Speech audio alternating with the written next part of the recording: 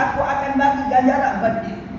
Pahala puasa Allah Ta'ala akan bagi lipat kali ganda. Yang lain pun dilipat kali ganda oleh Allah Subhanahu wa Ta'ala. Jadi nak menunjukkan bahawasanya buat amal baik.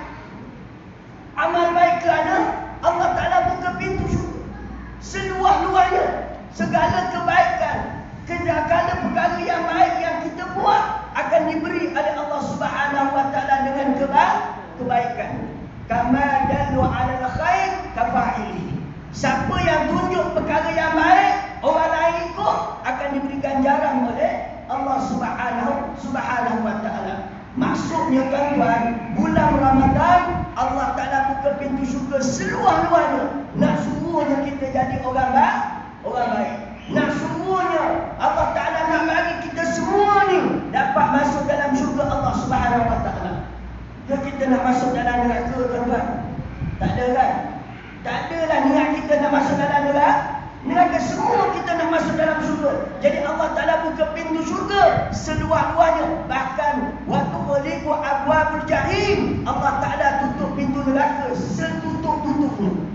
Maksudnya tak nak baginya masuk dalam neraka tuan-tuan yang dirahmati Allah Subhanahu wa Ta'ala. Dalam keadaan Allah Ta'ala tutup pintu neraka, Allah Ta'ala ikat syaitan, tapi kita ni nakal juga tuan-tuan. Pasal apa yang kita jadi nakal tuan-tuan? Pasal apa yang kita jadi nakal?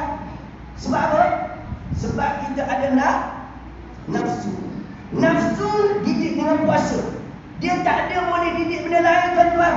Sebab itu bagaimana kat seorang pemuda, dia ni nak kahwin, tak mampu nak kahwin, kata Nabi sallallahu alaihi wasallam, ya ma'asyabab, jika kamu tak mampu asyam, kamu kena puasa. Tak mampu nak kahwin lagi, tapi nak mencegah hawa nafsu, kena puasa. Diajar oleh Nabi sallallahu alaihi wasallam. Maksudnya apa? Puasa boleh membentuk nafsu kita menjadi nafsu yang baik tuan-tuan dan rahmat Allah Subhanahu wa Ta'ala.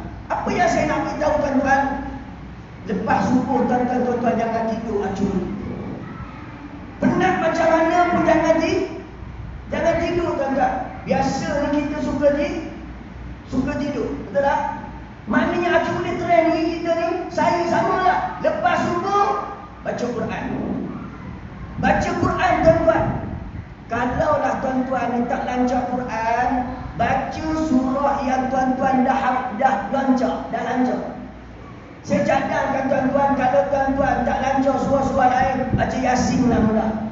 Betul tak? Yasin biasa orang lancar kan?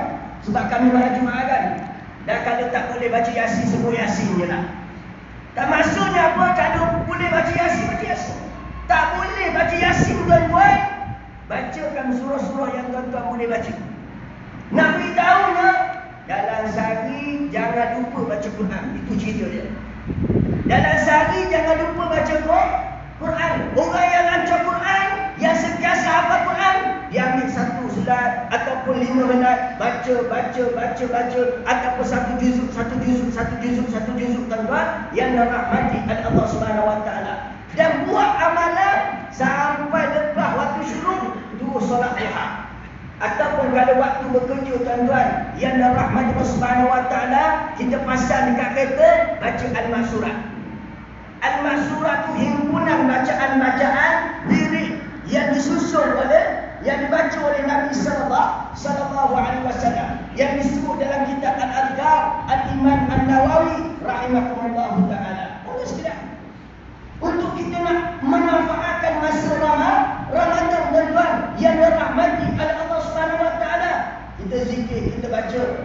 Dan di mulut kita tuan-tuan yang dirahmati Allah Subhanahu wa Ta'ala, tak lekang kita sentiasa ingat kepada Allah Subhanahu wa Ta'ala. Di antaranya perkara yang perlu kita ingat, kan kita baca la ilaha illa anta subhanaka inni kuntu minaz zalimin.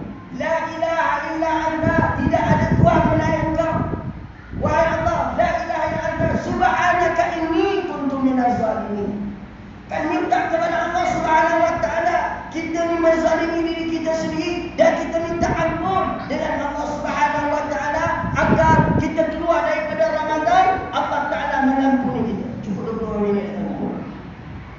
Lebih tak? Boleh lagi? Saya kuat kawan. Apa kata terlalu macam boleh sekali lagi tuan-tuan? Baik, tentu yang dalam rahmat Allah Subhanahu Wa Taala itu di antara zikir yang elok kita baca waktu duha. La ilaha illa anta subhanaka inni kuntu minas zalimin. Tuan-tuan sekalian, kadang ramai orang dia mencerita berbagai-bagai masalah. Masalah tentang diri dia, masalah tentang keluarga dia. Ya hari ini masalah tentang masalah nak beli baju raya. Ada kata ustaz, paling murah ustaz, sekitar 100 lebih. Dia kata kalau anak orang macam mana? Saya kata tak apalah, mungkin nilai 3 lah. Saya kata kok ada murah. Ustaz, nilai 3 pun tak murah. Dia kata kurang-kurang pun mahal juga 120 dia kata. Ada ini lah bang, pakai baju warna ada je lah. Bukan mana ni tuan-tuan. Tapi maksudnya tuan-tuan yang rahmat Allah Subhanahu Wa Taala, ada orang dia tak sama hidup macam kita. Mungkin barangkali kita ni ujian kita setakat ni. Ada orang ujiannya lebih daripada kita tak. Ada orang nak buka puasa pun payah. Nak berbuka puasa pun payah tuan-tuan. Siang dia bekerja, malam bekerja tuan-tuan. Tuan-tuan, dia sentiasa cari duit. Semasa-masa nak sambung Aidilfitri. Ada di kalangan orang tuan-tuan, siang dia bawa lori, malam pun bawa lori tuan-tuan. Ini cerita pada saya. Cerita betul tuan-tuan. Semata-mata nak dapat umur yang besar, dia kerja apa tuan-tuan? Kerja terik. Tuan-tuan dan rahmat Allah Subhanahu Wa Taala, ada orang susah ujian dia, berbagai-bagai keadaan. Kita alhamdulillah Allah Taala bagi kita dapat buka puasa dengan anak isteri. Dapat berbuka puasa sebab itu tuan-tuan, yang dirahmati Allah Subhanahu Wa Taala, nak selesai segala masalah, minta ampun dengan Allah Taala. Allah Taala akan buka jalan tuan-tuan. Allah Taala akan buka jalan. Kenapa? Kerana Allah Taala nyatakan orang yang diampuni dosanya oleh Allah Subhanahu Wa Taala akan diberikan berbagai-bagai kebaikan. Siapa-siapa yang dosanya diampun oleh Allah Subhanahu Wa Taala, Allah Taala akan buka dia jalan keluar. Wa may yattaqillah yaj'al lahu makhraja wa yarzuqhu min haitsu la yahtasib. Siapa yang bertakwa kepada Allah Subhanahu Wa Taala, orang yang bertakwa kepada Allah, yaj'al lahu makhraja, nescaya aku akan buka jalan keluar kepada dia. Sebab itu kita ni kalau ada masalah apa sahaja, kita kena kembali kepada Allah Subhanahu Wa Taala. Akhirnya tuan-tuan, saya menasihati diri saya, menasihati semua yang ada, ayah saya, abang saya, ibu saya dan sebagainya. Kita jadikan hari-hari yang berbaki Ramadan ini dengan kita membentuk diri kita. Jangan kita tengok orang lain tuan-tuan. Saya ada di Mekah tuan-tuan, Malaysia ni sekejap, isu ni sekejap, isu ni. Saya kata Malaysia ni tak ada isu lain lah. Kan orang juga macam ni. Ada saja isu-isu yang popular ni tuan-tuan. Sedangkan perkara itu perkara yang mengairkan. Rupa-rupanya semua orang kita ni suka sangat dengan cerita benda air orang. Kita jadi orang yang tak gemar mendengar perkara itu. Kan? Tak gemar tuan-tuan. Sebab itu puasa tahan daripada kita melihat perkara yang tak baik, dengar perkara yang tak baik, cakap perkara yang tak baik, buat perkara yang tak baik, menahan tarbiyah, didikan daripada Allah Subhanahu Wa Taala agar lepas daripada Ramadan iman kita makin kuat, keyakinan kita makin kuat dan kita boleh konsisten istiqamah melakukan perkara yang diperintahkan oleh Allah Subhanahu Wa Taala, insya-Allah. Jadi mudah-mudahan Allah Taala berkati kita semua dan Allah Taala mengampuni dosa kita insya-Allah. Allah akan tuan-tuan, mohon maaf jika ada terkasa bahasa buat sikit ini bukan marah tuan-tuan.